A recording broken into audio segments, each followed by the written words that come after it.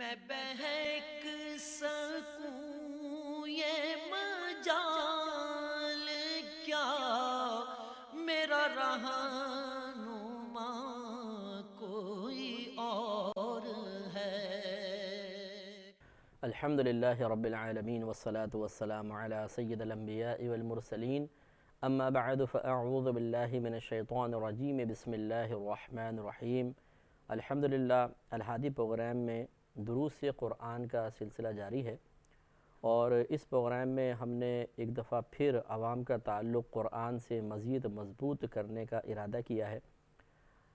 مختلف ٹاپکس کا ہم انتخاب کرتے ہیں، اور ان ٹاپکس پر اللہ تبارک و تعالی نے جو کچھ قرآن عظیم میں بیان فرمایا اس کا ایک قابل ذکر حصہ ہم نکال لیتے ہیں۔ قابل ذکر سے مراد ایسا نہیں ہے کہ دوسرا حصہ ناقابل ذکر ہے، بلکہ اتنا حصہ ہم نکال لیتے ہیں جس سے اگر ہم بقیہ مواد کو ترک بھی کر دیں تب بھی اس کی کمی محسوس نہیں ہوگی، اور پھر ان آیات کریمہ کی تفسیر مستند تفاسیر کی روشنی میں آپ کی خدمت میں عرض کی جاتی ہے۔ اگر ہم غور و تفکر سے، توجہ قلب سے، ذہن کی حاضری کے ساتھ، یکسوئی کے ساتھ ان چیزوں کو سماعت کریں گے تو یقیناً ہمارے اندر ایک بہترین تبدیلی ہمیں خود محسوس ہوگی، ذہن میں وسعت پیدا ہوگی، معلومات کا ذخیرہ حاصل ہوگا، نورانیت محسوس ہوگی، اللہ تبارک و تعالیٰ کے مزید قرب کا احساس بڑھے گا۔ خصوصاً جو آج کل ہمارا ٹاپک چل رہا ہے، یعنی اللہ تبارک و تعالیٰ کی ذات و صفات سے متعلق قرآن کیا کہہ رہا ہے، خود اللہ تبارک و تعالیٰ نے اپنے بارے میں کیا ارشاد فرمایا،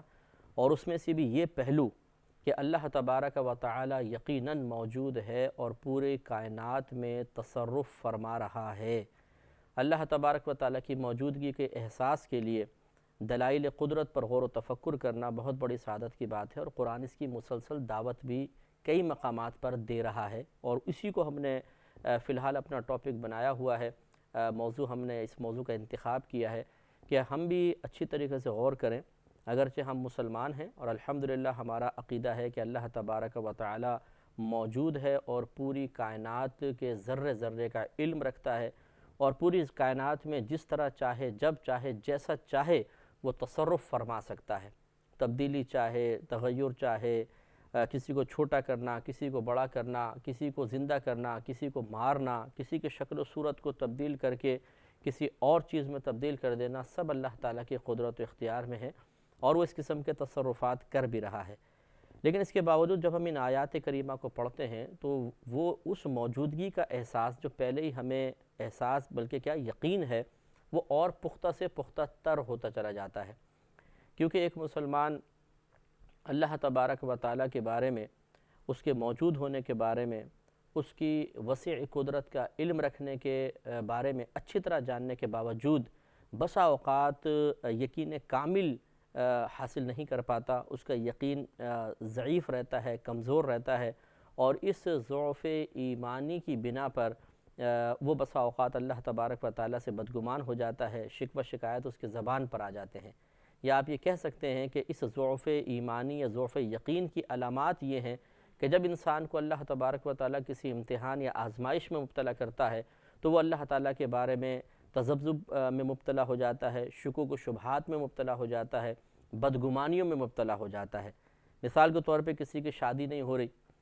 تو وہ ماں ہیں تو وہ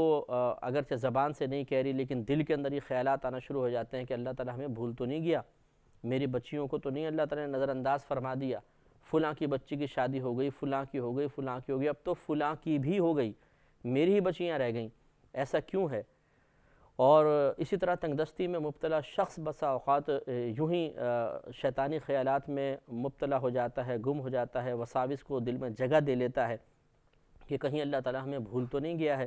کہیں اللہ تعالیٰ کی توجہ تو ہم سے نہیں ہٹ گئی ہے، ہم اتنی دعائیں مانگ رہے ہیں، اتنے وظیفے پڑھ رہے ہیں، ہمارا کام ہی نہیں ہو پا رہا۔ تو یہ جو ہمارے ذہن میں اس قسم کے خیالات جنم لیتے ہیں، یہ اصل میں ضعف ایمانی کی، ضعف یقین کی دلیل ہے کہ ابھی ایمان کامل نہیں ہوا، یقین کامل نہیں ہوا۔ جب یقین کامل ہو جائے گا، ایمان تکمیل کے تمام مراحل طے کر لے گا، اس کے بعد پاسبل ہی نہیں ہے کہ اللہ تبارک و تعالیٰ کی طرف سے آنے والی کسی آزمائش کے جواب میں زبان سے کوئی شکوہ برآمد ہو جائے یا دل ہی کم از کم شکایت میں مبتلا ہو جائے، ایسا ہرگز نہیں ہو سکتا ہے۔ کیونکہ جیسے کہ ابھی ہم آپ کو مزید عرض بھی کریں گے اور دلائل عرض کرتے چلے جا رہے ہیں کہ ایک مسلمان جب ان آیات کریمہ پہ غور و تفکر کرتا ہے اور اللہ تبارک و تعالیٰ کی قدرت عظیمہ پر موجود دلائل جو اس کائنات میں موجود ہیں ان پر غور و تفکر کرتا ہے، تو اتنا اللہ تعالیٰ کے قریب ہونے کا یقین اس کو حاصل ہو جاتا ہے، اللہ تبارک و تعالیٰ کے مہربان ہونے کا یقین، اللہ تعالیٰ کے عظیم خزانوں کا مالک ہونے کا یقین حاصل ہو جاتا ہے کہ پھر اسے یہ سوچتے ہوئے بھی شرم آئے گی کہ میں یہ کیا سوچ رہا ہوں کہ اللہ تعالیٰ کیا مجھے بھول گیا ہے، اللہ تبارک و تعالیٰ کیا میری تنگ دستی دور نہیں کر سکتا ہے۔ اس قسم کے خیالات اس کو سوچتے ہوئے بھی شرم آئے گی، کیونکہ جیسے ہم نے آپ کو عرض کیا کہ وہ رب کریم جو پوری کائنات کا نظام چلا رہا ہے، ایک ہمارے گھر کا نظام چلانا اس کے لیے مشکل ہو گیا، جو مسبب الاسباب ہے کہ پوری دنیا کے اندر مختلف اس نے اسباب اور ذرائع پیدا کیے ہیں، جانوروں کی خوراک حاصل کرنے کے ذرائع دیکھیے، موت کے ذرائع دیکھیے، زندگی کے ذرائع دیکھیں، پریشانیوں سے نکل جانے کے ذریعے آپ اپنے اطراف کے اندر دیکھیں، جو اللہ تبارک و تعالیٰ اتنے ذرائع اسباب مہیا کر سکتا ہے، کیا ایک ہمارے لیے ہی تمام اسباب اس کے لیے بہت ہی مشکل معاذ اللہ ہو گئے ہیں کہ وہ ہمیں پریشانی سے نکالنے کے لیے کوئی سبب اور ذریعہ قائم نہیں فرما سکتا؟ تو یہ پھر شرم آتی ہے انسان کو کہ نہیں، یہ میں کیا سوچ رہا ہوں، اتنی عظیم ذات کے بارے میں اتنی بچکانہ سوچ،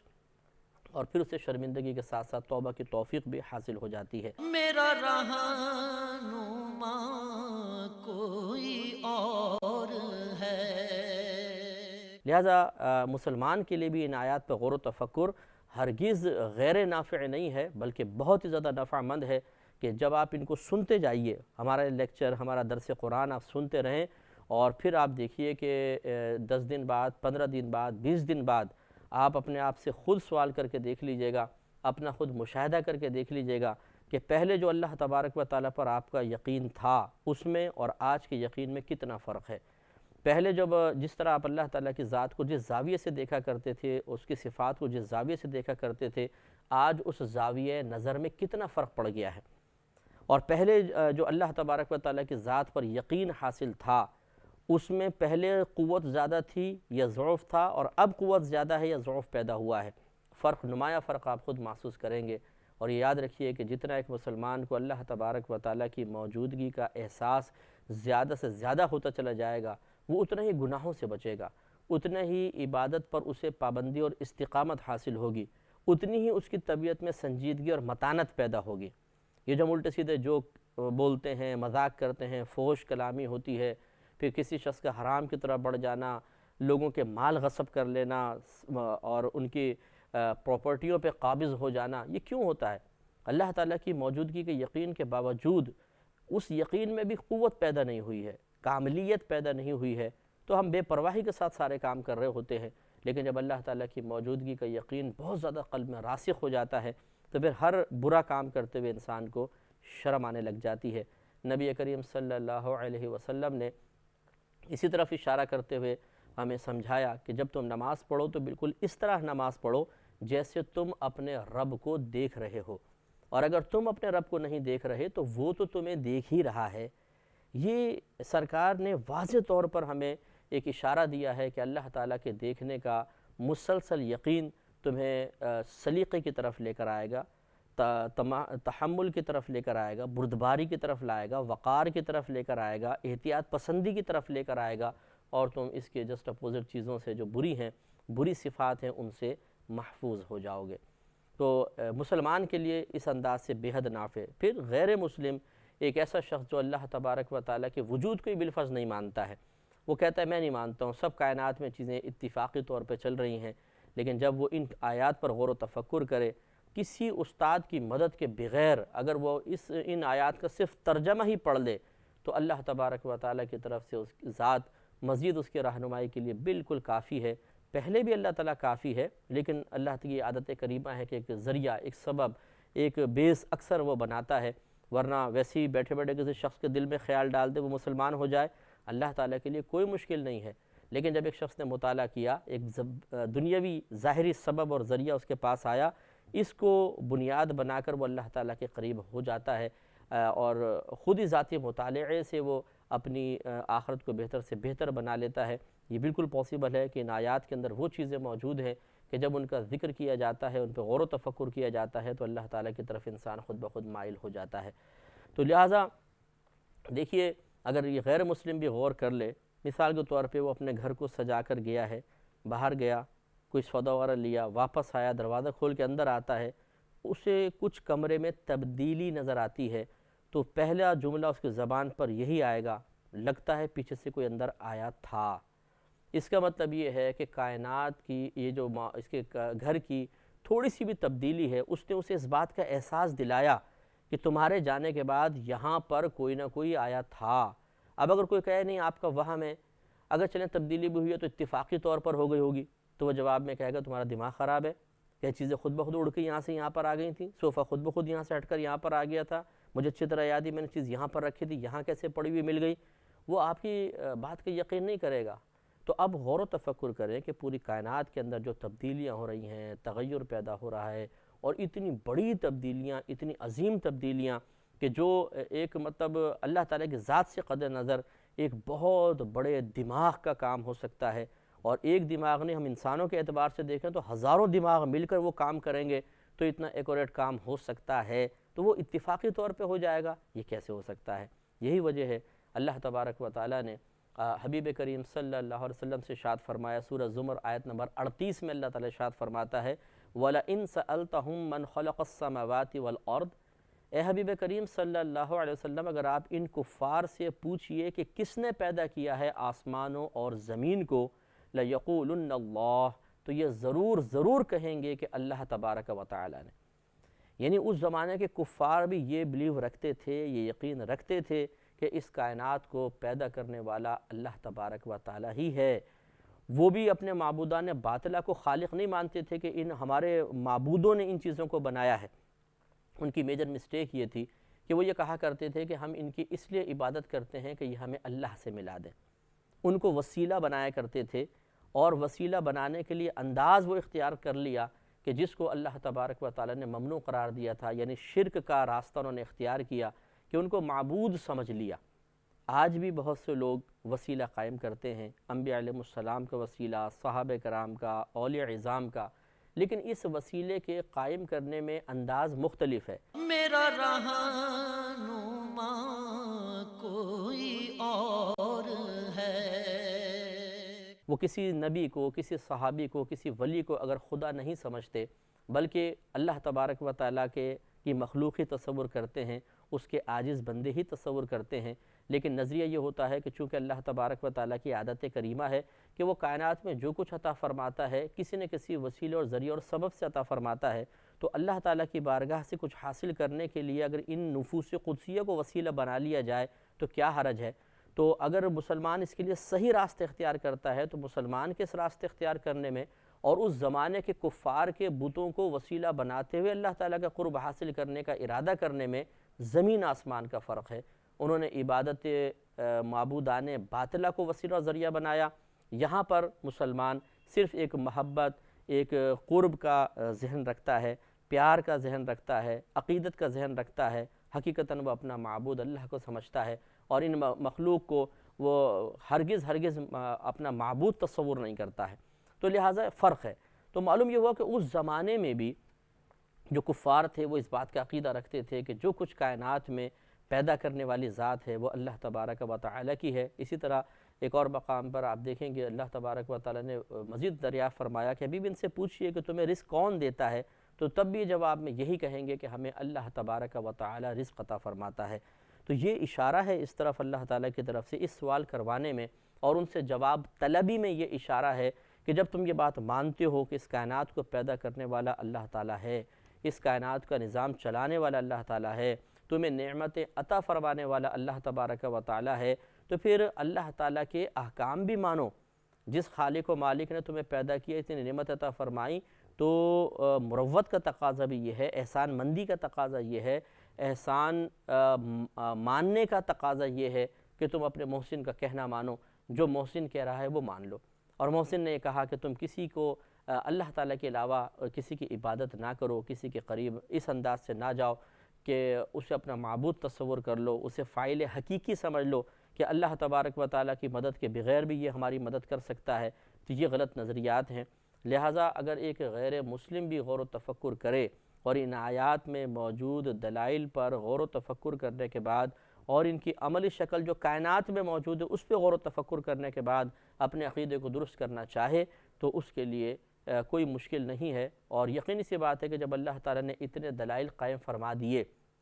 اور اس کے باوجود کوئی شخص اللہ تعالیٰ پر ایمان لے کر نہیں آتا تو یہ اس کی میجر مسٹیک ہے، اس کی بہت بڑی غلطی ہے۔ میدان محشر میں وہ یہ کہہ نہیں سکتا کہ اللہ تعالیٰ مجھے اتنا شعوری حاصل نہیں تھا کہ میں کائنات کے دلائل پہ غور کر کے تیری موجودگی کے احساس کو اپنا بہت زیادہ بڑھاتا اور پھر اس بات کی طرف مائل ہو جاتا کہ جب ایسا رب موجود ہے جو اس کائنات کے پورے نظام کو چلا رہا ہے تو صرف وہی عبادت کے لائق ہے اور کوئی عبادت کے لائق نہیں، اور پھر میں تیری دیگر باتیں بھی مان لیتا۔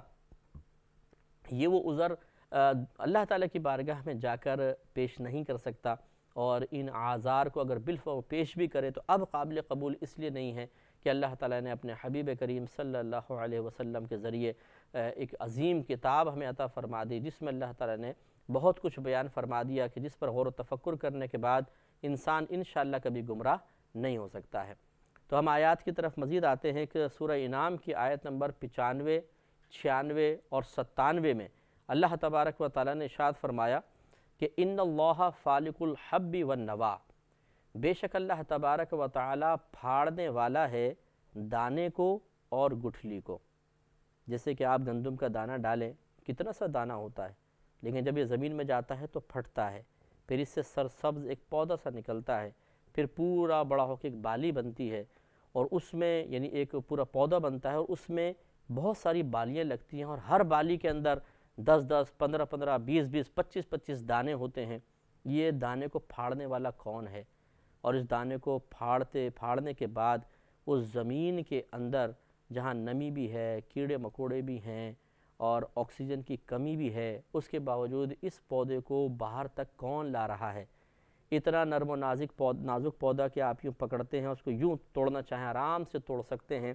اور وہ ننھا سا پودا، نرم سا پودا اس زمین کو پھاڑ کر کیسے باہر نکل آتا ہے؟ کون ہے اس دانے کو پھاڑنے والا؟ اللہ تبارک و تعالیٰ۔ اسی طرح کھجور کی گٹھلی دیکھ لیں، اتنی سی گٹھلی ہے، لیکن یہی گٹھلی جب پھٹتی ہے اس میں سے پودا نکلتا ہے، پھر وہ آہستہ سے تھوڑا بڑا ہوتا ہے، پھر مضبوط درخت بنتا ہے۔ اب اس درخت کو آپ ہاتھ سے توڑ کے تو بتائیے،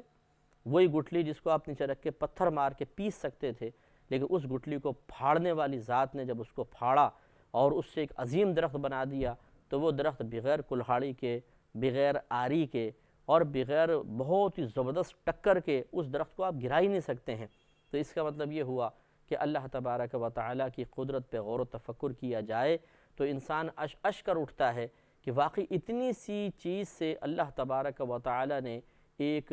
پھل پیدا کرنے والی، دانے پیدا کرنے والی آٹومیٹک فیکٹری بنا دی ہے کہ جب تک وہ ایک دانہ آپ نے ڈالا تھا اس سے وہ پودا نکلا اور کتنی بالیاں اور اس میں کتنے نکلتے رہیں گے، بیج نکلتے رہیں گے، اور اسی طریقے سے ایک گٹھلی آپ نے اگائی اس سے درخت نکلتا ہے، کتنی کھجوریں کھاتے رہتے ہیں، سینکڑوں منوں کے حساب سے بعض اوقات کھجوریں ایک درخت دیتا ہے اپنی پوری زندگی کے اندر۔ تو یہ توجہ طلب باتیں ہیں کہ کس قدر عظیم ایک صنعت ہے، عظیم ٹیکنیک ہے اس کے پیچھے کار فرما ہے، اور وہ صانع، وہ یہ معاملات کرنے والا ہمارا اللہ تبارک و تعالیٰ ہے۔ اللہ تعالیٰ سے دعا ہے کہ رب کریم ہم سب کو جو کچھ سنا اس کو ذہن میں محفوظ رکھنے کی توفیق عطا فرمائے، آمین۔ وآخر دعوانا ان الحمدللہ رب العالمین۔ میں بہک سکوں یہ مجال کیا، میرا رہنما کوئی اور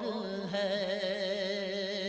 میں بہک سکوں یہ مجال